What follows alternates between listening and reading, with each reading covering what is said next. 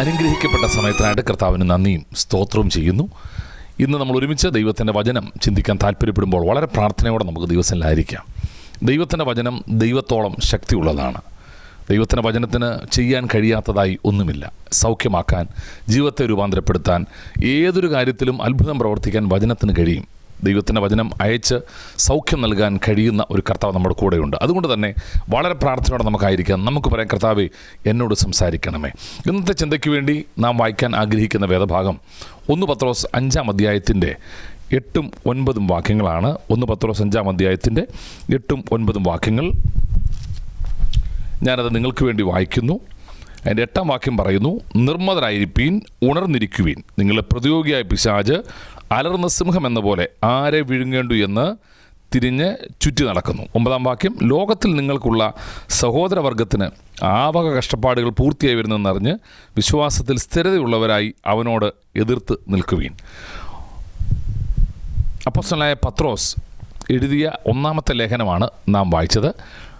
ആ 5-ാം അധ്യായത്തിൽ ഏറ്റവും പ്രധാനപ്പെട്ട ചില കാര്യങ്ങൾ നമ്മളതിൻ്റെ 7-ാം വാക്യത്തിൽ കാണുന്നുണ്ട്. സാധാരണ നമ്മളെപ്പോഴും പറയുന്ന 6ഉം 7ഉം വാക്യങ്ങൾ, അവൻ തക്ക സമയത്ത് നിങ്ങളെ ഉയർത്തേണ്ടതിന് അവൻ്റെ ബലമുള്ള കൈക്കീഴിൽ താണിരിപ്പാനും കരുതുന്ന ഒരു ദൈവത്തെക്കുറിച്ചും എല്ലാം പറഞ്ഞിട്ട് അതിൻ്റെ 8-ാം വാക്യത്തിൽ പറയുന്ന 2 വാണിങ്ങുകളാണ് പറയുന്നത്. 1, നിർമ്മതരായിരിക്കുക. 2, ഉണർന്നിരിക്കുക. ഒരുപക്ഷെ പീഡനത്തിലൂടെ കടന്നു പോയിക്കൊണ്ടിരുന്ന സഭയ്ക്ക് പത്രോസ് കൊടുക്കുന്ന ഏറ്റവും വലിയൊരു എൻകറേജ്മെൻറ്റാണ്. പത്രോസ് പറയുകയാണ്, നിങ്ങൾ നിർമ്മതരായിരിക്കണം, ഉണർന്നിരിക്കണം. കാരണം നിങ്ങൾക്കൊരു പ്രതിയോഗിയുണ്ട്. നമ്മുടെ പ്രതിയോഗി മറ്റാരുമല്ല, പിശാചാണ്. പല സമയങ്ങളിലും നമ്മുടെ സഹോദരങ്ങൾ നമുക്കെതിരെ നിൽക്കുന്നവരെയൊക്കെ നമ്മൾ പ്രതിയോഗിയായിട്ട് കാണാറുണ്ട്. എന്നാൽ ദൈവത്തിൻ്റെ വചനത്തിൽ പത്രോസ് പറയുന്നു, അവരല്ല നമ്മുടെ പ്രതിയോഗി എന്ന് പറയുന്നത്. നമ്മുടെ പ്രതിയോഗി പിശാചാണ്. പിശാചിൻ്റെ ഒരു തന്ത്രമെന്ന് പറഞ്ഞാൽ ആരെ വിഴുങ്ങണം എന്ന് തെരഞ്ഞ് ചുറ്റി നടക്കുകയാണ്. ഒരു സിംഹത്തെ പോലെ, ഒരു അലറുന്ന സിംഹം പോലെ. എന്നാൽ ചോദ്യം, ഏതെങ്കിലും സമയത്ത് പിശാചിനെ അലറുന്ന സിംഹം പോലെ കണ്ടിട്ടുണ്ടോ? തെരഞ്ഞു ചുറ്റി നടക്കുന്ന കണ്ടിട്ടുണ്ടോ? മറ്റൊരർത്ഥത്തിൽ ഒനിയുടെ പരസ്യം പോലെ 2 കൊമ്പും 1 വാലുമൊക്കെ വെച്ച് പിശാച് ചുറ്റി നടക്കുന്ന എവിടെയെങ്കിലും നമ്മൾ കണ്ടിട്ടുണ്ടോ? ഒരിക്കലുമില്ല. എന്നാൽ ദൈവത്തിൻ്റെ വചനത്തിൽ പത്രോസ് പറയുന്നു, ഉണർന്നിരിക്കണം. 2, നിർമ്മതരായിരിക്കണം. ഏത് സമയത്തും പിശാച് നമ്മളെ നോട്ടമിടുമെന്നുള്ളത് കൊണ്ട് നാം ഉണർന്നും നിർമ്മതമായിരിക്കാൻ നമുക്കൊരു വാണിങ് കർത്താവ് നമുക്ക് നൽകിയ. അപ്പോൾ ഈ ഒരു വേദഭാഗത്തിൽ നാം ചിന്തിക്കുന്നത്, പിശാച് എങ്ങനെയാണ് തന്ത്രങ്ങൾ മെനയുന്നത്, ഏത് രീതിയിലാണ് പിശാച് നമ്മളെ കീഴ്പ്പെടുത്താൻ ശ്രമിക്കുന്നത്.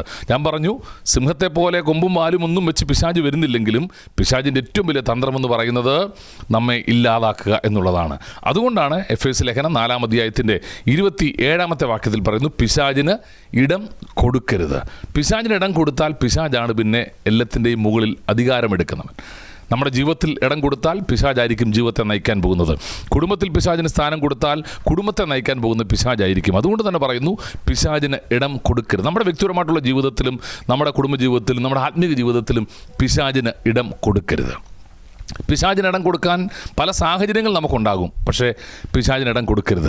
ഈ എഫേസ്യ ലേഖനം 4-ാം അധ്യായത്തിൽ 27-ാം വാക്യത്തിലൊക്കെ എടുത്തു പറയുന്ന കാര്യമുണ്ട്, കോപിച്ചാൽ പാപം ചെയ്യാതിരിപ്പീൻ. നിങ്ങളുടെ കോപം സൂര്യൻ അസ്തമിക്കുവോളം വച്ചുകൊണ്ടിരിക്കരുത്.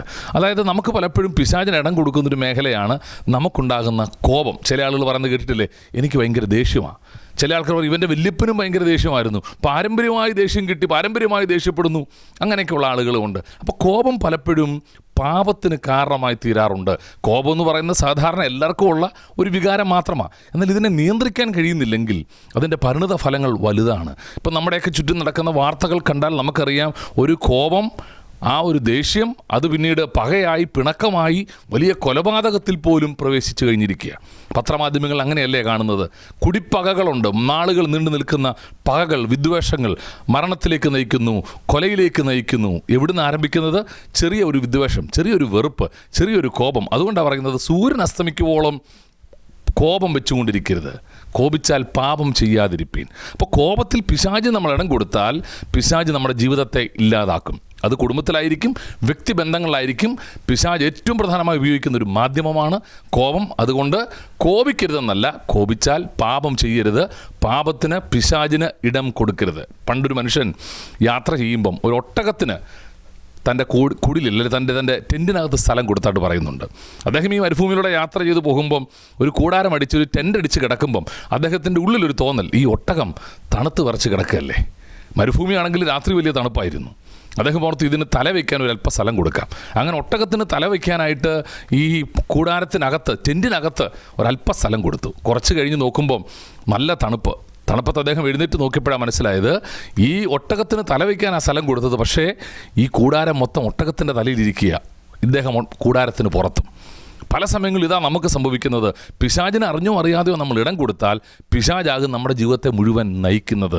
നമ്മുടെ ജീവിതത്തിലെ തീരുമാനങ്ങൾ പിശാചെടുക്കും. അതുകൊണ്ട് കോപത്തിന് സ്ഥലം കൊടുക്കരുത്. കോപത്തിനിടം കൊടുത്താൽ പിശാചിന് നമ്മൾ ഇടം കൊടുക്കുകയാണ്. അപ്പോൾ എന്തെങ്കിലുമൊക്കെ വ്യക്തിപരമായ നമുക്ക് ആശയഭിന്നതകളുണ്ട്, ചേർച്ചക്കുറവുകളുണ്ട്, വിദ്വേഷങ്ങളുണ്ടെങ്കിൽ പറഞ്ഞു തീർക്കാൻ, ക്ഷമ പറയാൻ. നമ്മൾ പറയും ഞാൻ ക്ഷമിക്കാം, പക്ഷേ മറക്കത്തില്ല. മറക്കാതെ എന്തെല്ലാം കാര്യം നമ്മുടെ അകത്തുണ്ടോ അവിടെ എല്ലാം നമ്മൾ പിശാചിനൊരു ചെറിയ സ്ഥാനം കൊടുത്തിട്ടുണ്ട്. അപ്പം പല സമയങ്ങളിലും നമ്മൾ പിശാചിന് അറിഞ്ഞോ അറിയാതെയോ എന്ത് ചെയ്യുക, സ്ഥാനം കൊടുക്കുക. അതുകൊണ്ട് കോപം വരുമ്പം, കോപിച്ചു കഴിഞ്ഞാൽ, ആവശ്യമില്ലാത്ത എന്തെങ്കിലും സംസാരിച്ചു പോയാൽ, തെറ്റായൊരു പ്രവൃത്തി ഉണ്ടായാൽ ക്ഷമ പറയാൻ, ക്ഷമിക്കാൻ, മറക്കാൻ നമ്മൾ തയ്യാറാകുമ്പോൾ അവിടെ ദൈവപ്രവൃത്തി ഉണ്ടാകുക. ക്ഷമിക്കാൻ കഴിയാത്ത, മറക്കാൻ കഴിയാത്ത എന്തെങ്കിലും കാര്യമുണ്ടെങ്കിൽ അവിടെ നമ്മൾ പിശാചിന് ഇടം കൊടുത്തു എന്ന് അർത്ഥം.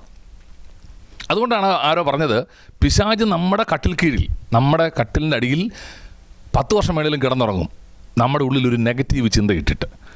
നമ്മുടെ ഉള്ളിലൊരു നെഗറ്റീവ് ചിന്ത വിധിച്ചിട്ട് 10 വർഷം വേണേലും നമ്മുടെ കട്ടിൽ പിശാച് കിടന്നുറങ്ങും. കാരണം പിശാചിനറിയാം ഇന്നല്ലെങ്കിൽ നാളെ ഈ ചിന്തകൾ വളരും, ഇവനെ കീഴ്പ്പെടുത്തും. ചെറിയ ചിന്തയായിരിക്കും, നെഗറ്റീവായിട്ടുള്ള ചിന്തകൾ. നീ രോഗിയാണെന്നൊരു ചിന്ത, നീ മരിച്ചു പോകുന്നൊരു തോന്നൽ, നിന്നെ എന്തിനു കൊള്ളാം, നിന്നെ ഒന്നിനും കൊള്ളത്തില്ല, ഇങ്ങനെയുള്ള നെഗറ്റീവ് ചിന്തകൾ ഉള്ളിലിട്ടാൽ അത് വളർന്നുകൊണ്ടേയിരിക്കും. ഞങ്ങളുടെയൊക്കെ ചെറുപ്പത്തിൽ ഞങ്ങളുടെ നാട്ടിലൊരു മനുഷ്യൻ, അദ്ദേഹത്തിൻ്റെ ഉള്ളിലൊരു ചിന്ത വന്നു. ഒരു പാവപ്പെട്ട ഒരു കൃഷിക്കാരൻ, അദ്ദേഹം കൃഷി ചെയ്ത് കൂലിപ്പണിയൊക്കെ ചെയ്ത് ജീവിക്കുന്നൊരു മനുഷ്യനാണ്. വിവാഹമൊന്നും കഴിച്ചില്ല, മക്കളില്ല, ഭാര്യയില്ല, ഒറ്റയ്ക്കൊരു മനുഷ്യൻ. അദ്ദേഹത്തിനുണ്ടായ ഒരു ചിന്തയെന്ന് പറഞ്ഞാൽ അദ്ദേഹം മരിച്ചാൽ അദ്ദേഹത്തെ ആര് അടക്കും? നല്ലൊരു ചിന്തയായിരുന്നു. പക്ഷേ ഈ മനുഷ്യൻ്റെ ഉള്ളിൽ ചിന്ത ഇങ്ങനെ വളർന്നു വന്നപ്പോൾ അദ്ദേഹം ചെയ്തത് 2 ദിവസത്തെ ജോലി മാറ്റി വെച്ചിട്ട് ഒരു ശവക്കുഴി വെട്ടി. വീടിൻ്റെ മുറ്റത്ത് തന്നെ ഒരു ശവക്കുഴി അങ്ങ് വെട്ടി റെഡിയാക്കി. കാരണം മരിച്ചാൽ ആരെങ്കിലും തന്നെ ഇതിനകത്ത് അടക്കട്ടെ എന്നുള്ള ചിന്തയിൽ. കുറേ ദിവസങ്ങൾ കഴിഞ്ഞപ്പോൾ ആ ചിന്ത വളർന്നിട്ട് അടുത്തൊരു ചിന്ത വന്നു, ഞാൻ മരിച്ചാൽ എനിക്ക് ശവപ്പെട്ടി ആരും വാങ്ങിച്ചു തന്നില്ലെങ്കിൽ എന്ത് ചെയ്യും? 40 വർഷം മുമ്പാണ്. അന്നൊക്കെ ശവപ്പെട്ടി വാങ്ങിക്കണമെന്ന് നിർബന്ധമില്ല, പായിലൊക്കെ ചുരുട്ടിക്കൊണ്ട് അടക്കുമായിരുന്നു. അദ്ദേഹം അടുത്ത ദിവസം തന്നെ ഒരു ജീപ്പ് വിളിച്ച് ഒരു ശവപ്പെട്ടി വാങ്ങിച്ച് വീട്ടിൽ കൊണ്ടുവച്ചു. മരിക്കുമ്പോൾ ആരെങ്കിലും ഈ പെട്ടിയിൽ എടുത്തു വെച്ച് തന്നെ അടക്കിക്കോട്ടെ എന്നോർത്തിട്ട്. അവിടം കൊണ്ടും തീർന്നില്ല. കുറേ ദിവസം കഴിഞ്ഞപ്പോൾ അടുത്തൊരു ചിന്ത വന്നു, ഇനി മരിക്കുമ്പം എന്നെ ഈ പെട്ടിയിൽ വെക്കാതെ എന്നെ പായിൽ തന്നെ ചുരുട്ടി അടക്കിയിട്ട് ഈ പെട്ടി ആരെങ്കിലും എടുത്ത് വിറ്റാൽ എന്ത് ചെയ്യും?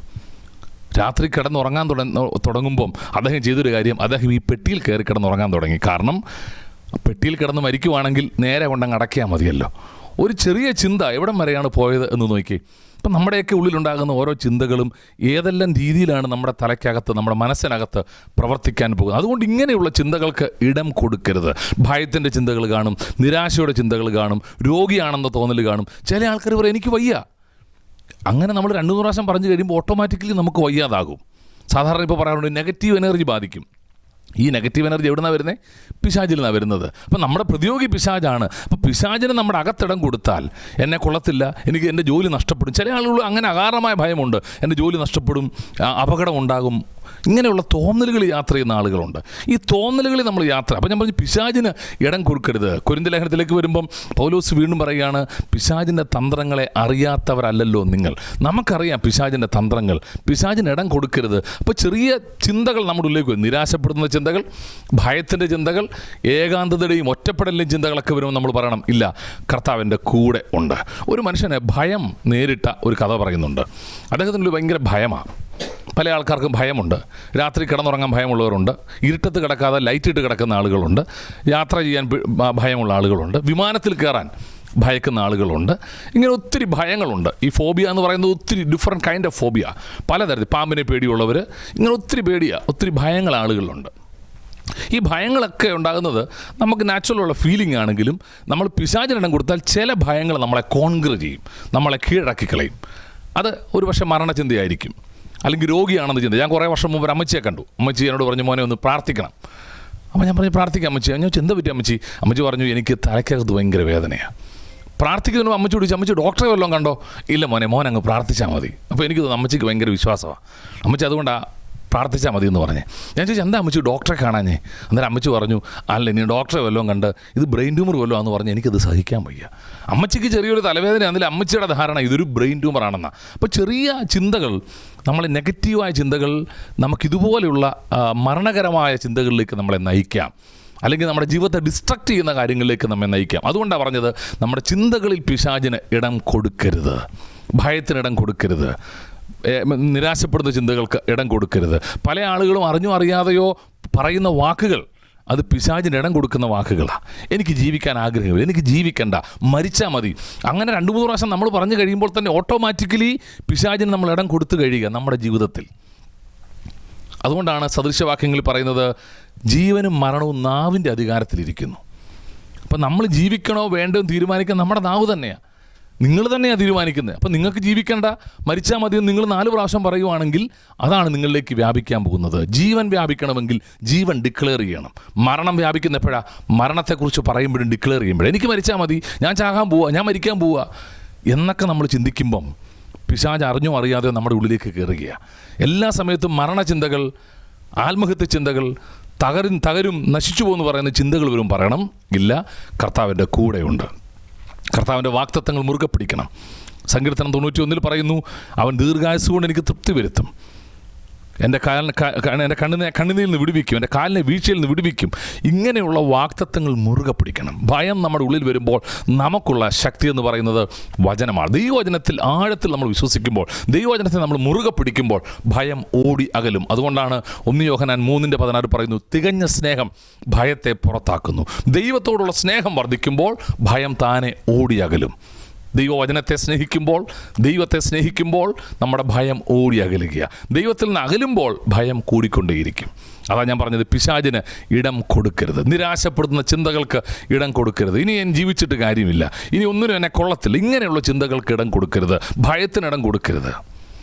ഒരു മനുഷ്യന് ഭയം നേരിട്ടതിനെക്കുറിച്ച് പറയുന്നുണ്ട്. അദ്ദേഹത്തിന് ഭയങ്കര ഭയമെന്ന് പറഞ്ഞാൽ രാത്രിയിൽ കിടന്നുറങ്ങുമ്പം തനിക്കൊരു തോന്നൽ, തൻ്റെ കട്ടിലിനടിയിൽ ആരോ കിടന്നുറങ്ങുന്നുണ്ട്.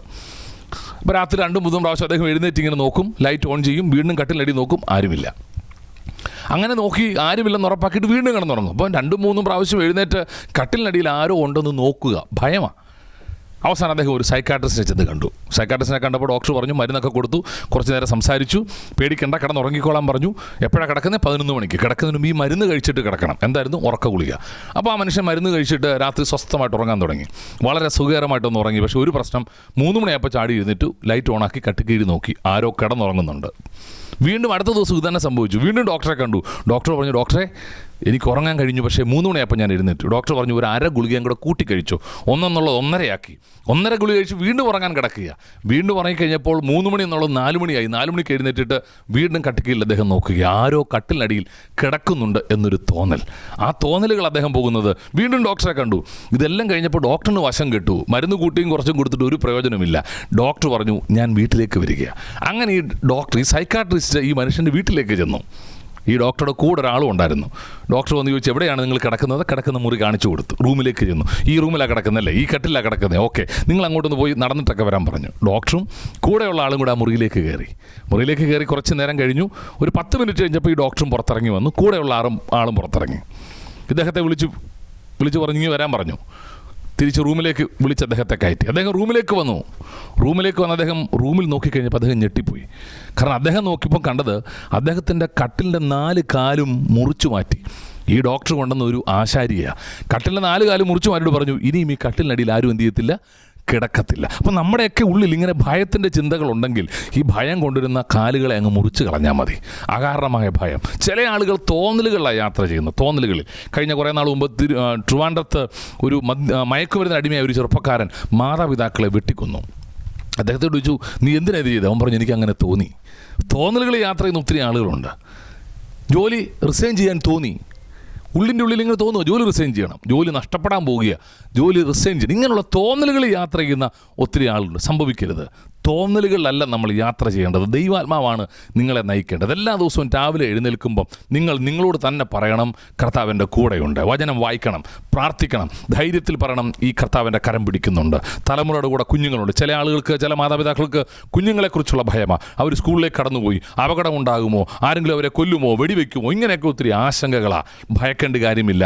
ധൈര്യത്തോടെ പറയണം, എൻ്റെ കുഞ്ഞുങ്ങളെ കരം പിടിക്കുന്നൊരു ദൈവമുണ്ട്, അവരെ കൈവിടാത്തൊരു ദൈവമുണ്ട്, അവരുടെ കൂടെ ദൂതന്മാരുടെ കാവലുണ്ടെന്ന് ഉറപ്പ് നമുക്കുണ്ടാകണം. നമ്മുടെ കൂടെ ദൈവത്തിൻ്റെ ദൂതന്മാരുടെ വലിയ സഞ്ചയമുണ്ട്, കാവലുണ്ട്. പ്രതിസന്ധിയിലും ഇറങ്ങി വരുന്നൊരു കർത്താവുണ്ട്. അതാണല്ലോ ദൈവവചനം നമ്മോട് പറയുന്നത്. ദൈവത്തിൻ്റെ വചനത്തെ നമ്മൾ കാണുമ്പം ദാനിയേൽ സിംഹക്കുഴിയിൽ പോകുമ്പോൾ പോലും ദൈവത്തിൻ്റെ കരുതൽ കാണാൻ കഴിയുന്നുണ്ട്. ചന്ദ്രക്കും മേശക്കും അഭേന്ദ്രകോപും തീച്ചൂളിലേക്ക് വീഴുമ്പം നാലാമനായി കർത്താവ് ഇറങ്ങി വരിക.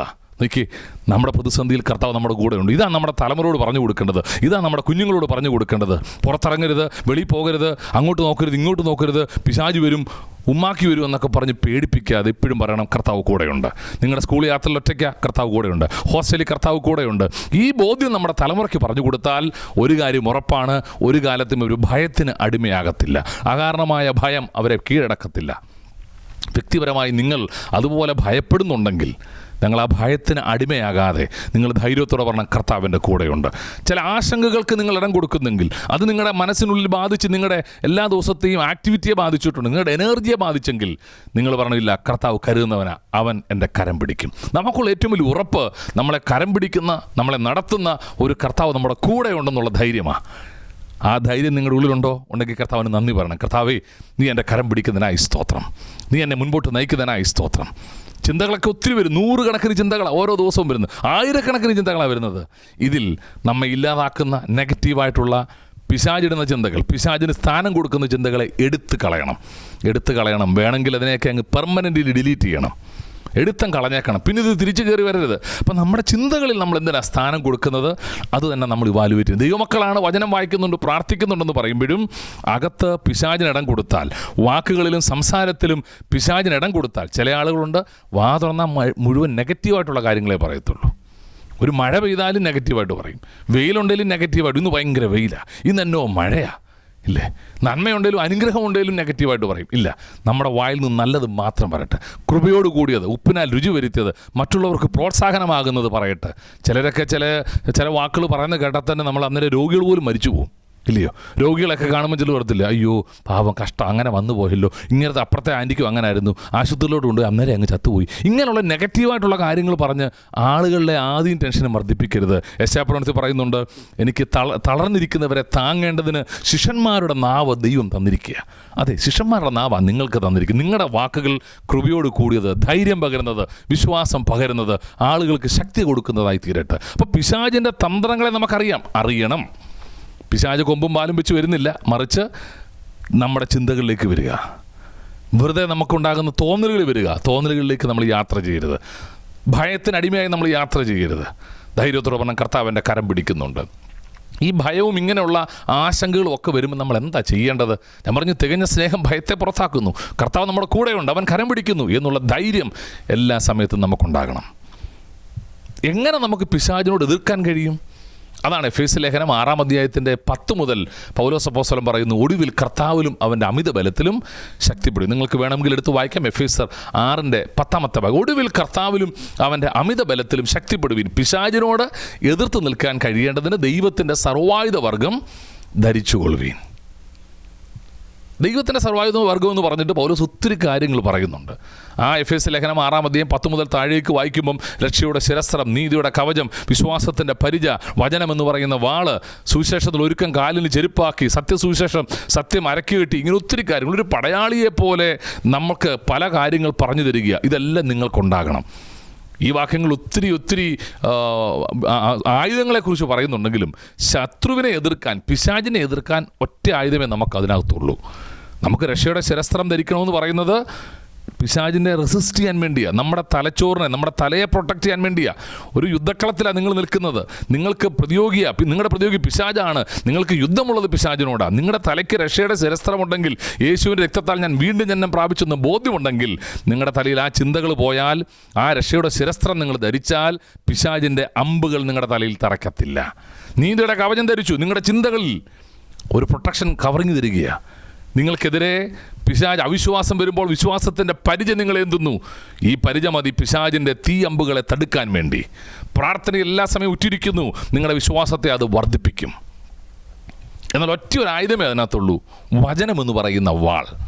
കർത്താവ് പോലും വചനമെന്ന വാളുകൊണ്ടാണ് പിശാചിനോട് നേരിട്ടത്.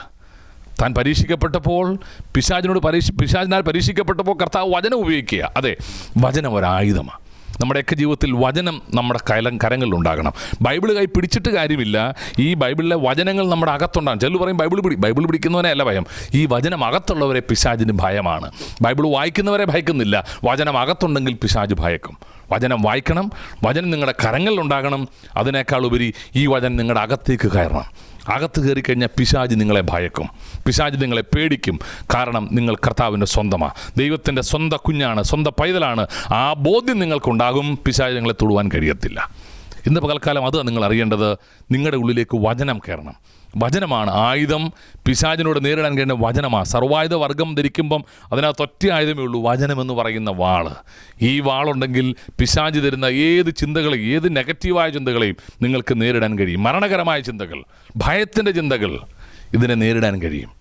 അതുതന്നെയാണ് ദൈവത്തിൻ്റെ വചനത്തെ. അതുകൊണ്ടാണ് പറയുന്നത്, തലമുറയ്ക്ക് വചനം പറഞ്ഞു കൊടുക്കണം, കുഞ്ഞുങ്ങളെ വചനം പഠിപ്പിക്കണം, പാപത്തോട് നോ പറയാൻ വചനം അകത്തുണ്ടാകണം, തെറ്റുകളിൽ നിന്ന് പിന്മാറാൻ വചനം അകത്തുണ്ടാകണം. വചനമാണ് കൊടുക്കേണ്ടത്, വചനമാണ് ആഹാരം. ആ ജീവൻ്റെ അപ്പമായ വചനം നമ്മുടെ ഉള്ളിലേക്ക് ചെല്ലണം, തലമുറയിലേക്ക് ചെല്ലണം, നമ്മുടെ ജീവിതത്തിലുണ്ടാകണം. ചിലർ പറഞ്ഞാൽ എല്ലാ ദിവസവും രാവിലെ ഒരധ്യായം മൊത്തം വായിച്ചു, കാര്യമില്ല. നിങ്ങൾ അധ്യായം വായിച്ചതിനകത്ത് എത്ര വചനം നിങ്ങളുടെ അകത്തേക്ക് പോയി, അകത്ത് കയറി, അതിനാ പ്രാധാന്യം എന്ന് പറയുന്നത്. വചനം വായിക്കുകയല്ല, വായിക്കുന്നവരും ഇത് വായിച്ചു കൊടുക്കുന്നവരും ഇത് കേൾക്കുന്നവരും എല്ലാം അനുഗ്രഹിക്കപ്പെട്ടവരാണ്. പക്ഷേ പിശാചിനോട് എതിർത്ത് നിൽക്കാൻ കഴിയണമെങ്കിൽ വചനം അകത്തേക്ക് കയറണം. നമ്മുടെ മുന്നിൽ ഒത്തിരി ആഹാരം നിരത്തി വെച്ചു, നമ്മളതെല്ലാം കണ്ടു, ഇഷ്ടപ്പെട്ടു എന്ന് പറഞ്ഞിട്ട് കാര്യമില്ല. കഴിച്ചെങ്കിലേ നമുക്ക് ആരോഗ്യം ഉണ്ടാകത്തുള്ളൂ. അത് തന്നെ പറഞ്ഞത്, വചനം ഭക്ഷിക്കണം, വചനം അകത്തേക്ക് ചെല്ലണം. ഈ വചനം നിങ്ങൾക്ക് ബലം തരും. ഈ വചനം നിങ്ങളെ പിശാചിനോട് എതിർത്ത് നിൽക്കാൻ നിങ്ങളെ ശക്തരാക്കി മാറ്റും. വ്യക്തിപരമായിട്ട് എനിക്ക് പറയാൻ കഴിയും, ഈ വചനമാണ് എൻ്റെ ബലമെന്ന് പറയുന്നത്. പ്രതിസന്ധിയും പ്രശ്നവും വരുമ്പം ഈ വചനത്തിലാണ് ഞാൻ ആശ്രയിക്കുന്നത്. ഈ വചനമാണ് എന്നെ മുൻപോട്ട് നയിക്കുന്നത്. ഈ വചനം തരുന്ന ധൈര്യമാണ് എന്നും എൻ്റെ കൂടെയുള്ളത്. നിങ്ങൾക്കും അതുപോലെ ആയിരിക്കണം. വചനമാണ് നിങ്ങളെ ധൈര്യപ്പെടുത്തേണ്ടത്, വചനമാണ് നിങ്ങളുടെ കൂടെ ഉണ്ടാകേണ്ടത്, വചനമാണ് നിങ്ങളുടെ കരം പിടിക്കേണ്ടത്, നിങ്ങളുടെ പാതയ്ക്ക് വെളിച്ചമായി തീരേണ്ടത് വചനമാണ്. അതുകൊണ്ടാണ് 119 സങ്കീർത്തനം 105 വാക്യത്തിൽ പറയും, നിൻ്റെ വചനം എൻ്റെ കാലിന് ദീപം, എൻ്റെ പാതയ്ക്ക് പ്രകാശമാണ്. നമുക്ക് ഒരു ദിവസം നടക്കാൻ, ഒരു സ്റ്റെപ്പ് വെക്കാനുള്ള വെളിച്ചം തരുന്നത് വചനമായതുകൊണ്ട് നിങ്ങൾ ധൈര്യത്തോടെ പറയണം, ഈ വചനം എൻ്റെ ഉള്ളിലിരിക്കും. വചനം നമ്മുടെ അകത്തിരിക്കണം. വചനമാണ് നമുക്ക് ജീവൻ തരുന്നത്. വചനം നമുക്ക് തേനിനേക്കാളും തേൻകട്ടേക്കാളും മാധുര്യമേറുന്നത്. 119 സങ്കീർത്തനത്തിൽ വചനത്തെക്കുറിച്ച് ഒത്തിരി കാര്യങ്ങൾ പറയുന്നുണ്ട്. വചനം നമ്മുടെ അകത്തേക്ക് ചെല്ലുക, വചനം നമുക്ക് രൂപാന്തരം നൽകുക. വചനം ആരെയും രൂപാന്തരപ്പെടുത്തും. നിങ്ങൾ രോഗിയാണോ, വചനം നിങ്ങൾക്ക് സൗഖ്യം തരും. നിങ്ങൾക്ക് നിരാശപ്പെട്ടിരിക്കുകയാണോ, വചനം നിങ്ങൾക്ക് ബലം തരും. നിരാശപ്പെടേണ്ട. കർത്താവ് നമുക്ക് നൽകുന്ന ഏറ്റവും വലിയ വാഗ്ദത്തം എന്താണെന്നറിയാമോ? വിശുദ്ധ ബൈബിൾ ഒത്തിരി വാക്യങ്ങളുണ്ടെങ്കിലും ഇതിനകത്ത് ഏറ്റവും പ്രധാനപ്പെട്ട വാഗ്ദത്തം എന്ന് പറഞ്ഞാൽ, I will never leave you not forsake you. ഞാൻ നിന്നെ ഒരു നാളും കൈവിടുകയില്ല, ഉപേക്ഷിക്കുകയില്ല. നമ്മളെ കൈവിടാത്ത, നമ്മുടെ കരം പിടിക്കുന്ന, നമ്മുടെ ജീവിതത്തിൽ അന്ത്യത്തോളം നമ്മളെ കൊണ്ടെത്തിക്കാൻ കഴിയുന്ന ഒരു കർത്താവ് ഉള്ളതുകൊണ്ട് പറയണം, he will never leave me, he will not leave me alone. അവൻ എന്നെ കൈവിടത്തില്ല. അതാ പറയുന്നത്, ഞാൻ അനന്യൻ തന്നെ. ലോക അവസാനത്തോളം നമ്മുടെ കൂടെയുള്ളവൻ, കൈവിടാത്തൊരു കർത്താവ്. ലോകത്തിലെ മാനുഷിക ബന്ധങ്ങളെല്ലാം മരണം കൊണ്ട് തീർന്നു പോകുമ്പം കർത്താവ് പറയുക, മരണത്തിനപ്പുറത്തേക്ക് നിങ്ങളെ കൈപിടിച്ച് നടത്തുന്ന ഒരു ബന്ധമുണ്ട്. ആ കർത്താവാണ് നിങ്ങളുടെ കൂടെയുള്ളത്. ലോകത്തിലെ ബന്ധങ്ങളെല്ലാം മാറിപ്പോകുമ്പം ഒരിക്കലും കൈവിടാത്തൊരു ദൈവിക ബന്ധം നിങ്ങളുടെ കൂടെയുണ്ട്. He will hold your hands. അവൻ നിങ്ങളുടെ കരം പിടിക്കും, അവൻ നിങ്ങളെ കൈവിടത്തില്ല, അവൻ നിങ്ങളെ മാറോട് ചേർക്കും. നിങ്ങളുടെ പ്രതിസന്ധിയിൽ അവൻ കൂടെ. എല്ലാവരും മാറിപ്പോയി, ആരും കൂടെയില്ല, ഞാൻ ഒറ്റയ്ക്കാണ്, ആരും എന്നെ സഹായിക്കാനില്ല, വേണ്ടെന്ന്. കർത്താവ് നിങ്ങളുടെ കൂടെയുണ്ട്. ലോകത്തിൽ ആരും നിങ്ങളുടെ കൂടെ ഇല്ലെങ്കിലും കർത്താവ് നിങ്ങളുടെ കൂടെ ഉണ്ടെങ്കിൽ you are going to be successful. നിങ്ങൾ വിജയിക്കും, കാരണം കർത്താവ് നിങ്ങളുടെ പക്ഷത്തുണ്ട്. അതുകൊണ്ട് വചനം പറയുന്നത്, യഹോവ എൻ്റെ പക്ഷത്തുണ്ട്, ഞാൻ ആരെ ഭയപ്പെടും. ദൈവം നിങ്ങളുടെ കൂടെ ഉണ്ടെങ്കിൽ, കർത്താവ് നിങ്ങളുടെ കൂടെ ഉണ്ടെങ്കിൽ നിങ്ങളായി ലോകത്തിൽ ഏറ്റവും ശക്തൻ. ദാവീദ് എന്ന് പറയുന്ന ഇത്തിരി പോകുന്ന ചെറുപ്പക്കാരൻ, ചെറിയ ബാലൻ, ആരുമില്ല അവൻ്റെ കൂടെ. ഗോലിയാത്തിനെ നേരിടാൻ അവന് കഴിയത്തില്ല. പക്ഷേ അവനൊരു ബോധ്യമുണ്ടായിരുന്നു, ശക്തനായ കർത്താവ് എൻ്റെ കൂടെയുണ്ട്. അതെ, കർത്താവ് നിങ്ങളുടെ കരം പിടിക്കുന്നുണ്ട്, കർത്താവ് നിങ്ങളുടെ കൂടെയുണ്ട്. ആകുലപ്പെട്ടും നിരാശപ്പെട്ടും ഒറ്റയ്ക്കാണ്, ആരും എൻ്റെ കൂടെയില്ല, ഞാൻ ഒറ്റയ്ക്കായി പോയി എന്ന് പറയുമ്പോഴും, സഹായിക്കാൻ ആരുമില്ലെന്ന് പറയുമ്പോഴും കർത്താവ് നിങ്ങളുടെ കരം പിടിക്കുന്നുണ്ട്. നമ്മുടെ ചുറ്റും എന്നും കേൾക്കുന്ന ഒരു വിലാപത്തിൻ്റെ വാക്കുകളാണ്, എന്നെ സഹായിക്കാൻ ആരുമില്ല, എന്നെ ഹെൽപ്പ് ചെയ്യാൻ ആരുമില്ല, എൻ്റെ കൂടെ നിൽക്കാൻ ആരുമില്ല, എന്നെ കേൾക്കാൻ ആരുമില്ല. അതെ, കർത്താവ് നിങ്ങളെ കേൾക്കും, കർത്താവ് നിങ്ങളെ സഹായിക്കും. ആരും നിങ്ങളുടെ കൂടെ ഇല്ലെങ്കിലും കർത്താവ് നിങ്ങളുടെ കൂടെയുണ്ട്. ആ ഉറപ്പ് നിങ്ങളുടെ ഉള്ളിലുണ്ടെങ്കിൽ നിങ്ങൾ ഒരു കാലത്തും നിരാശപ്പെട്ടു പോകത്തില്ല. അതുകൊണ്ടാണ് പൗലോസ് അപ്പോസ്തലൻ പറയുന്നത്, സർവായുധ വർഗം ധരിക്കണം. ചിന്തകൾ നിങ്ങളുടെ ഉള്ളിലെ ചിന്തകൾ അത് ദൈവത്താലായിരിക്കണം, വചനം അടിസ്ഥാനപ്പെടുത്തിയായിരിക്കണം. ഇതെല്ലാം പറയുമ്പോൾ നമുക്ക് വലിയ കൺഫ്യൂഷൻ. എങ്ങനെയാണ് ഈ ശിരസ്ത്രം ധരിക്കണം, നീതിയുടെ കവചം ധരിക്കണം, വിശ്വാസം എന്ന പരിചയം എടുക്കണം, ഇതെല്ലാം നമ്മൾ കൺഫ്യൂസ്ഡാണ്. പക്ഷേ യാക്കോബ് അപ്പോസ്തലനെ കുറിച്ച് പറയുമ്പോൾ യാക്കോബ് അപ്പോസ്തലൻ ആകെ 4-5 ചെറിയ അധ്യായങ്ങളാണ്. അതിനകത്ത് യാക്കോബ് അപ്പോസ്തലൻ പറയുന്ന ഏറ്റവും പ്രധാനപ്പെട്ട കാര്യമുണ്ട്. യാക്കോബിൻ്റെ ലേഖനം 4-ാം അധ്യായത്തിൻ്റെ 7-ാമത്തെ വാക്യത്തിൽ പറയുന്നൊരു കാര്യമുണ്ട്. ബുക്ക് ഓഫ് ജെയിംസ് ചാപ്റ്റർ 4:7 അവിടെ പറയുന്നു, ദൈവത്തോട് അടുത്ത് ചെല്ലുവീൻ, പിശാചിനോട് എതിർത്ത് നിൽപ്പീൻ, എന്നാൽ അവൻ നിങ്ങളെ വിട്ട് ഓടിപ്പോകും. Come closer to God and resist the devil and he will flee from you. പിശാച് ഓടിപ്പോകാനുള്ള ഏറ്റവും പ്രധാനപ്പെട്ട കാര്യം ഇത്രയേ ഉള്ളൂ, റെസിസ്റ്റ് ദ ഡെവിൾ. പിശാചിനോട് എന്ത് ചെയ്യണം? എതിർത്ത് നിൽക്കണം. നിങ്ങളെന്ന് പറഞ്ഞേ പിശാചിനോട് എതിർത്ത് നിൽക്കണം. പിശാചിനോട് എതിർത്ത് നിന്നെങ്കിൽ മാത്രമേ പിശാച് നിങ്ങളെ വിട്ട് ഓടിപ്പോകത്തുള്ളൂ. പിശാചിനോട് എതിർത്ത് നിൽക്കുന്നത് എങ്ങനെയാണ്? പിശാച് എന്ന് പറഞ്ഞാൽ പിശാച് പോവോ? ചിലരൊക്കെ പോകുമെന്ന് പറഞ്ഞാൽ പോകത്തില്ല. അതെപ്പോഴാണെന്നറിയോ? ദൈവത്തിൻ്റെ വചനം നിങ്ങളുടെ ഉള്ളിലുണ്ടായി കഴിയുമ്പം, വചനം നിങ്ങളുടെ ഉള്ളിലേക്ക് ഇറങ്ങിക്കഴിയുമ്പം, കർത്താവുമായിട്ടുള്ള ബന്ധത്തിൽ നിങ്ങൾ പണിയപ്പെട്ട് കഴിയുമ്പം ആരും ഓടിക്കാതെ പിശാച് ഓടിപ്പോകും. ദൈവത്തോട് അടുത്ത് ചെല്ലുന്നു, റെസിസ്റ്റ് ദ ഡെവിൾ, പിശാചിനോട് എതിർത്ത് നിൽക്കുന്നു, അവൻ ഓടിപ്പോകും. നമ്മൾ റെസിസ്റ്റ് ചെയ്യാൻ പോവുക, പിശാചിരുന്ന ചിന്തകളോട് റെസിസ്റ്റ് ചെയ്യാൻ പോവുക, നെഗറ്റീവായ ഇമോഷൻസിനോട് നമ്മൾ റെസിസ്റ്റ് ചെയ്യാൻ പോവുക. ഒരു പക്ഷേ ചില സാഹചര്യങ്ങൾ നമുക്ക് നെഗറ്റീവ് എനർജി തരുന്നതാണ്. ചിലർ കൂടെ ജോലി ചെയ്യുന്ന ചിലരോട് നമുക്ക് ചേർന്ന് പോകാൻ കഴിയത്തില്ല. Resist the devil. ചില കാര്യങ്ങൾ നമ്മൾ നിശബ്ദമാകണം, വായടയ്ക്കണം, പറയണ്ട, മറുപടി പറയണ്ട. നിങ്ങൾ നിശബ്ദമായാൽ കർത്താവ് നിങ്ങൾക്ക് വേണ്ടി പ്രവർത്തിക്കും, ദൈവം നിങ്ങൾക്ക് വേണ്ടി സംസാരിക്കും, ദൈവം നിങ്ങൾക്ക് വേണ്ടി വാദിക്കും. കാരണം നീതിയുള്ള ന്യായാധിപതിയായി കർത്താവ് ഉള്ളതുകൊണ്ട് നിങ്ങൾ പറയണം, എനിക്ക് വേണ്ടി ന്യായപാലനം ചെയ്യുന്ന ഒരു ദൈവം ഇന്നും ജീവിക്കുന്നുണ്ട്. ഹല്ലേലൂയ. ദൈവത്തിൻ്റെ കരങ്ങൾ കുറുകിയിട്ടില്ല, അവന് നിങ്ങളെ സഹായിക്കാൻ കഴിയും. Resist the devil. പിശാചിനോട് എതിർത്തില്ല. എങ്ങനെയാണ് പിശാചിനോട് എതിർത്ത് നിൽക്കുന്നത്? നമുക്കറിയാം, നമ്മുടെ നാട്ടിലേക്ക് ഈ പട്ടികൾ വരും. പട്ടി വരുമ്പം കടിക്കാൻ പട്ടി വന്നാൽ എന്ത് ചെയ്യും? കടിക്കാൻ പട്ടി വന്നാൽ ഓടുവാണെങ്കിൽ പട്ടി നമ്മുടെ പുറകെ ഓടും. പട്ടിക്ക് വേറെ ജോലിയൊന്നുമില്ലല്ലോ, ജോലിക്കൊന്നും പോകേണ്ട ആവശ്യമില്ലല്ലോ, പട്ടി പുറകെ ഓടും. അതേസമയം നിങ്ങൾ തിരിഞ്ഞു നിന്നാലോ, റെസിസ്റ്റ് ചെയ്യുന്നു, തിരിഞ്ഞു നിന്നാലോ 99% പട്ടികളും തിരിച്ചോടിപ്പോകും. ഇത്രയേ ഉള്ളൂ. നിങ്ങൾ ആരാണെന്നുള്ള ഉറപ്പ് നിങ്ങൾക്കുണ്ടാകുക, ബോധ്യം ഉണ്ടാകുക, ധൈര്യത്തോടെ നിൽക്കുക, സ്ഥിരതയോടെ നിൽക്കുക. അതാണ് 9-ാമത്തെ വാക്യത്തിൽ പറയുന്നത്, വിശ്വാസത്തിൽ സ്ഥിരത ഉള്ളവരാകുക. Be steadfast in the faith. പിശാചിനോട് എതിർത്ത് നിൽക്കാൻ കഴിയണമെങ്കിൽ ബി സ്റ്റഡ് ഫാസ്റ്റ്. വിശ്വാസത്തിൽ നിങ്ങൾ സ്ഥിരത ഉള്ളവരായി തീരണം. വിശ്വാസത്തിൽ അങ്ങോട്ടും ഇങ്ങോട്ടും ആടി ഉലയുന്നവരായി തീരരുത്. Be steadfast in the faith. വിശ്വാസത്തിൽ സ്ഥിരതയുള്ളവരാകണം. അപ്പോൾ പിശാചിനോട് എതിർത്ത് നിൽക്കാൻ കഴിയും. നിങ്ങൾ ആരാണെന്നുള്ള ബോധ്യം, ഞാൻ കർത്താവിന് സ്വന്തമാണ്, ഞാൻ ദൈവത്തിൻ്റെ പൈതലാണ്. നമുക്കുള്ള പദവി എന്താണെന്ന് മനസ്സിലാക്കണം. We are the beloved children of Jesus. കാൺമീൻ, നാം ദൈവമക്കളെന്ന് വിളിക്കപ്പെടാൻ ഇത്ര വലിയ സ്നേഹം നമുക്ക് തന്നിരിക്കുക. പ്രിയ മക്കളെന്ന പോലെ കർത്താവ് നമ്മൾ വിളിച്ചിരിക്കുക. രാജകീയ പുരോഹിത വർഗമായി ദൈവം നമ്മെ ആക്കിയിരിക്കുക. അതുകൊണ്ട് തന്നെ പറയണം, I am a chosen person. ഞാൻ ദൈവത്താൽ തിരഞ്ഞെടുക്കപ്പെട്ടവനാ, ദൈവത്താൽ തിരഞ്ഞെടുക്കപ്പെട്ടവളാ. അതുകൊണ്ട് നിരാശപ്പെടേണ്ട കാര്യമില്ല. നമ്മൾ ആരാണ് എന്നുള്ള ബോധ്യമില്ലാത്തതുകൊണ്ടാണ് ഭയപ്പെട്ടു പോകുന്നത്. ഒരു പിതാവിൻ്റെ കരങ്ങളിലിരിക്കുന്ന ഒരു കുഞ്ഞിന് പട്ടി കുരയ്ക്കുന്ന പേടിക്കാൻ ആവശ്യമില്ല. അവന് പേടിക്കേണ്ട കാര്യം. കാരണം അവൻ പറയും, I am safe in the hands of my father. എൻ്റെ പിതാവിൻ്റെ കരങ്ങളിൽ ഞാൻ സേഫാ. Are you safe? Do you have that assurance? നിങ്ങൾക്ക് ആ ഉറപ്പുണ്ടോ? കർത്താവ് നിങ്ങളുടെ കൂടെ ഉണ്ടെന്നും കരം പിടിക്കുന്നുണ്ടെന്നും പ്രതിസന്ധിയിൽ അവൻ കൂടെ ഉണ്ടെന്നുള്ള ധൈര്യമുണ്ടോ?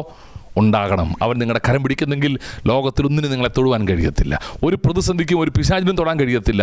തീക്ക് നിങ്ങളെ ഇരയാക്കാൻ കഴിയത്തില്ല. വെള്ളം കവിഞ്ഞു വന്നാൽ നിങ്ങളെ തൊടാൻ കഴിയത്തില്ല. കാരണം നിങ്ങൾ കർത്താവിൻ്റെ പൈതല, കർത്താവിൻ്റെ സ്വന്തമാണ്. ഈ ഒരു ഉറപ്പാണ് നമുക്കുണ്ടാകേണ്ടത്.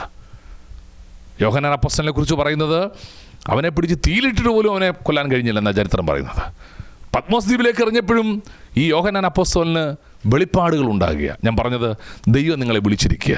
ആ ഒരു തിരിച്ചറിവ് നമുക്കുണ്ടാകണം. കാരണം കർത്താവ് നിങ്ങളുടെ കൂടെയുണ്ട്. അതുകൊണ്ട് നമ്മൾ റെസിസ്റ്റ് ചെയ്യാൻ പോവുക പിശാചിനോട്. അത് തന്നെ പറഞ്ഞത്, സ്ഥിരതയുള്ളവരാകണം. വിശ്വാസത്തിൽ സ്ഥിരത ഉണ്ടാകണമെങ്കിൽ വചനം കൂടുതൽ കേൾക്കണം, വചനം കൂടുതൽ വായിക്കണം, വചനം കൂടുതൽ പഠിക്കണം. അപ്പോൾ വചനം അകത്ത് കയറുമ്പോൾ വിശ്വാസത്തിൽ സ്ഥിരതയുണ്ടാകും. നിങ്ങളുടെ ഉള്ളിൽ അവിശ്വാസം ഓടിപ്പോകും. പലപ്പോഴും നമ്മുടെ ഉള്ളിൽ അവിശ്വാസം വരുന്നത് എങ്ങനെയാണെന്നറിയാമോ?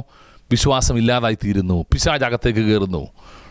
ഇപ്പോൾ ഒരു മുറി മുഴുവൻ ഇരുട്ടാണെങ്കിൽ നമുക്ക് ഇരുട്ടിനെ ആട്ടി ഓടിക്കാൻ ഒക്കത്തില്ല. ഇരുട്ടിനെ പുറത്താക്കാൻ ഒറ്റ കാര്യമുള്ള ഒരു ചെറിയ മെഴുകുതിരി വട്ടം കത്തിച്ചു വയ്ക്കുന്നു, ഒരു ചെറിയ ലൈറ്റ് ഓൺ ചെയ്യുന്നു. അതുപോലെ തന്നെ അവിശ്വാസം നിങ്ങളുടെ ഉള്ളിലുണ്ടെങ്കിൽ, ഭയം ഉള്ളിലുണ്ടെങ്കിൽ വിശ്വാസത്തെ അകത്തേക്ക് കയറ്റിവിടുന്നു. വചനം അകത്തേക്ക് കയറ്റുമ്പോൾ ഓട്ടോമാറ്റിക്കലി നിങ്ങളുടെ കണ്ണുകൾ തുറക്കും, വിശ്വാസത്തിൻ്റെ കണ്ണുകൾ തുറക്കപ്പെടും. നിങ്ങളുടെ ഉള്ളിൽ വിശ്വാസം വർദ്ധിക്കും. നിങ്ങൾ ദൈവമായിട്ടുള്ള ബന്ധത്തിൽ പണിയപ്പെടും. കർത്താവ് നിങ്ങൾക്ക് വേണ്ടി പ്രവർത്തിക്കുമെന്നുള്ള ഉറപ്പുണ്ട്. പ്രാർത്ഥനയ്ക്ക് ഉത്തരം കിട്ടുന്നതല്ല ദൈവമായിട്ടുള്ള ബന്ധം. അതിനേക്കാളെല്ലാം ഉപരി പ്രാർത്ഥനയ്ക്ക് ഉത്തരം കിട്ടുമ്പോഴും കിട്ടാത്തപ്പോഴും കർത്താവ് നിങ്ങളുടെ കൂടെ ഉണ്ടെന്നുള്ള ഉറപ്പാണ്. ചില ആളുകൾ പ്രാർത്ഥനയ്ക്ക് ഉത്തരം കിട്ടിയില്ലെന്ന് പറഞ്ഞ് പിന്മാറിപ്പോകുന്നവരാ. നെവർ. പ്രാർത്ഥനയ്ക്ക് ഉത്തരം കിട്ടിയില്ലെങ്കിലും കർത്താവ് നിങ്ങളുടെ കൂടെയുണ്ട്. കാരണം ഏത് പ്രതിസന്ധിയിലും ഏറ്റവും ലാസ്റ്റ് മൊമെൻറ്റിലും പ്രവർത്തിക്കാൻ കർത്താവിന് കഴിയും. There is a right time for the lord. ദൈവത്തിന് ഒരു റൈറ്റ് ടൈമുണ്ട്, നമ്മൾ ചിന്തിക്കുന്ന പോലെയല്ല. അതുകൊണ്ട് കർത്താവിന് ഇടം കൊടുക്കണം, കർത്താവിന് സമയം കൊടുക്കണം. കർത്താവ് നിങ്ങളുടെ ഉള്ളിൽ പ്രവർത്തിക്കട്ടെ, നിങ്ങളുടെ ജീവിതത്തിൽ പ്രവർത്തിക്കട്ടെ. അവിടെ നമ്മൾ ഒരുമിച്ച് പറഞ്ഞ കർത്താവേ, വിശ്വാസത്തിൽ എന്നെ സ്ഥിരതയുള്ളവനാക്കി മാറ്റണമേ. ചിലരെ സംബന്ധിച്ച് വിശ്വാസത്തിൽ ചില ദിവസങ്ങൾ അവർ വിശ്വാസത്തിൽ ഇങ്ങനെ 100 നിൽക്കും, ചില സമയങ്ങളിൽ അവർ താഴോട്ട് താണ് 0 വരും. No, steadfast in the faith. വിശ്വാസത്തിൽ സ്ഥിരത കാണിക്കുക, കർത്താവിനെ കൂടുതൽ അടുത്തറിയും, കർത്താവുമായിട്ടുള്ള ബന്ധത്തിൽ കൂടുതൽ വരട്ടെ. നിങ്ങളുടെ പ്രാർത്ഥനയുടെ വാചകങ്ങൾ പോലും ഭയത്തിൻ്റെതാകാതെ വിശ്വാസത്തിൻ്റെ വാക്കുകളായി തീരട്ടെ. നമ്മുടെ കുഞ്ഞുങ്ങളോട് പറയുന്നത്, വീട്ടിൽ സംസാരിക്കുന്നത് വിശ്വാസത്തിൻ്റെ വാക്കുകളായി തീരട്ടെ. അവിടെയാണ് ദൈവപ്രവൃത്തി ഉണ്ടാകുന്നത്. പ്രതിസന്ധിയും പ്രശ്നം വരുമ്പോൾ ഒരുമിച്ച് പ്രാർത്ഥിക്കാൻ കഴിയുമെങ്കിൽ പ്രശ്നങ്ങൾ വഴിമാറും, പിശാചിൻ്റെ തന്ത്രങ്ങൾ പരാജയപ്പെടും. അതുകൊണ്ട് തന്നെ ഇന്ന് നമ്മൾ ഒരുമിച്ച് പ്രാർത്ഥിക്കുക. നിങ്ങൾ നേരിടുന്ന പ്രശ്നങ്ങൾ, വേദനകൾ, ബുദ്ധിമുട്ടുകൾ, നിരാശകൾ എന്തുമായിക്കോട്ടെ. ഒറ്റയ്ക്കാണ്, എനിക്കാരുമില്ല, ഭയന്നിരിക്കുന്നു, മരണഭീതിയാണ്, നിരാശപ്പെടേണ്ട കാര്യമില്ല. കർത്താവ് കൂടെയുണ്ട്. Be steadfast in the faith. വിശ്വാസത്തിൽ സ്ഥിരതയുള്ളവരാകുക, കൂടുതൽ ധൈര്യം പ്രാപിക്കുക. ഒരു വാക്ക് ഞാൻ പ്രാർത്ഥിക്കാൻ പോകുക. നിങ്ങളുടെ ഭയം പുറത്തു പോകും, കർത്താവ് നിങ്ങളുടെ കരം പിടിക്കും, നിരാശകൾ വഴിമാറും. കർത്താവിന് അസാധ്യമായിട്ട് ഒന്നുമില്ല. അതുകൊണ്ട് തന്നെ പിശാചിൻ്റെ തന്ത്രങ്ങളെ പരാജയപ്പെടുത്താൻ, അവൻ്റെ തലയെ മെതിക്കാൻ, അവൻ്റെ തലയെ ചവിട്ടാൻ കർത്താവ് വന്നു. ക്രൂശിൽ പിശാചിനെ പരാജയപ്പെടുത്തിയെങ്കിൽ ഇന്ന് നമ്മൾ ആനന്ദഘോഷം ആഘോഷിക്കുന്നവരാണ്. We are going to celebrate. നമ്മൾ ഒരുമിച്ച് ആഘോഷിക്കും. വിജയശ്രീലാളിതരാ. കാരണം കർത്താവ് പിശാചിനെ പരാജയപ്പെടുത്തി. നിങ്ങളുടെ ജീവിതത്തിൽ പരാജയങ്ങൾ വഴിമാറും, അനുഗ്രഹങ്ങളും നന്മകളും കടന്നു വരും. ഒരുമിച്ച് പ്രാർത്ഥിക്കാൻ പോകുക. ഏതെങ്കിലും ഭയത്തിനോ ഭീതിക്കോ നിങ്ങൾ അടിമയാണെങ്കിൽ, രോഗത്തിന് അടിമയാണെങ്കിൽ, രോഗിയാണെന്ന് തോന്നലാണെങ്കിൽ, ഏതെങ്കിലുമൊക്കെ നെഗറ്റീവ് തോന്നലുകൾ നിങ്ങൾ യാത്ര ചെയ്യുന്നെങ്കിൽ, എൻ്റെ ജീവിതം പരാജയപ്പെടും, എനിക്ക് മുൻപോട്ട് യാത്രയില്ലെന്ന് പറയുന്നെങ്കിൽ, ദൈവാത്മാവ് പറയുന്നു, ഇല്ല, നിനക്ക് വേണ്ടി വഴി തുറക്കുന്നൊരു കർത്താവ് കൂടെയുണ്ട്. പിശാച് അടച്ച വഴികൾ ദൈവം തുറക്കും. ദൈവത്തിന് അസാധ്യമായതൊന്നുമില്ല. I am going to pray for you. ഞാൻ ഒരുമിച്ച് പ്രാർത്ഥിക്കുക. നിങ്ങളുടെ പ്രാർത്ഥനാ വിഷയം എന്തുമാകട്ടെ, ഒരുമിച്ച് പ്രാർത്ഥിക്കുമ്പോൾ എൻ്റെ യേശു നിങ്ങൾക്ക് അത്ഭുതം ചെയ്യും. സൗഖ്യങ്ങൾ വ്യാപരിക്കും, വിടുതൽ വ്യാപരിക്കും. ഞാൻ അനുഭവിക്കുന്ന വ്യക്തിയാണ്, നിങ്ങൾ അനുഭവിച്ചിട്ടുള്ള ആളാണ്, ഇനിയും നിങ്ങളത് അനുഭവിക്കും. നമ്മൾ ഒരുമിച്ച് പ്രാർത്ഥിക്കുന്നു. കർത്താവേ, ഞങ്ങൾ ഒരുമിച്ച് അങ്ങയുടെ നാമത്തെ ഉയർത്തുന്നു. പിശാചിൻ്റെ തന്ത്രങ്ങളെ പരാജയപ്പെടുത്താൻ അവിടുന്ന് അങ്ങ് ഞങ്ങൾക്ക് വേണ്ടി ക്രൂശിൽ യാഗമായി തീർന്നല്ലോ. അവിടുന്ന് അങ്ങ് ഞങ്ങളുടെ കൂടെ ഉണ്ടല്ലോ. ഞങ്ങളുടെ പ്രതിസന്ധിയിൽ ഞങ്ങൾ ഒറ്റയ്ക്കല്ല. കർത്താവ് ഞങ്ങളുടെ കൂടെ ഉള്ളതിനായി ഞങ്ങൾ നന്ദി പറയുന്നു. പിശാചിൻ്റെ തന്ത്രങ്ങളെ പരാജയപ്പെടുത്താൻ, വിശ്വാസത്തിൽ സ്ഥിരതയുള്ളവരായി മുന്നോട്ട് പോകാൻ ഞങ്ങളുടെ ഉള്ളിലെ വിശ്വാസത്തെ ഒന്നുകൂടെ വർദ്ധിപ്പിക്കണമേ. ഭയം പുറത്തേക്ക് പോകട്ടെ, വചനം അകത്തേക്ക് കയറട്ടെ, വിശ്വാസം അകത്തേക്ക് വ്യാപരിക്കട്ടെ. ഒരു ചെടിയുടെ തണ്ടുകളിൽ ജീവരസം വ്യാപരിക്കുന്നത് പോലെ അവിശ്വാസം കൊഴിഞ്ഞു പോകട്ടെ, വിശ്വാസത്തിൻ്റെ പുതിയ മുളകളുണ്ടാകട്ടെ. ഞങ്ങളുടെ വിശ്വാസം കൂടുതൽ വർദ്ധിപ്പിക്കാൻ അത് കാരണമായി തീരണമേ എന്ന് ഞങ്ങൾ അങ്ങോട്ട് അപേക്ഷിക്കുന്നു. ദൈവത്തിൻ്റെ വചനം ഞങ്ങളുടെ ജീവിതത്തിൽ ജീവനും ചൈതന്യമുള്ളതാക്കി മാറ്റണം, രൂപാന്തരമുള്ളതാക്കി മാറ്റണമേ. വചനം ഞങ്ങളുടെ ജീവിതത്തിൽ അനുഗ്രഹമാക്കി മാറ്റണമേ. കർത്താവ്, വചനം കേട്ടവരെ ഞങ്ങൾ അനുഗ്രഹിച്ചു പ്രാർത്ഥിക്കുന്നു. ഇത് രൂപാന്തരമായി തീരട്ടെ, സൗഖ്യമായി തീരട്ടെ, വിടുതലായി തീരട്ടെ. ദൈവ സാന്നിധ്യം അനുഭവിക്കാൻ കർത്താവ് കൃപ ചെയ്യണമേ. സമ്പൂർണ്ണമായി ദൈവകരങ്ങളിലേക്ക് ഏൽപ്പിക്കുന്നു, യേശുവിൻ്റെ നാമത്തിൽ തന്നെ. അമ്മേൻ, അമ്മേൻ, അമ്മേൻ. ദൈവം നിങ്ങളെ അനുഗ്രഹിക്കട്ടെ. Thank you so much.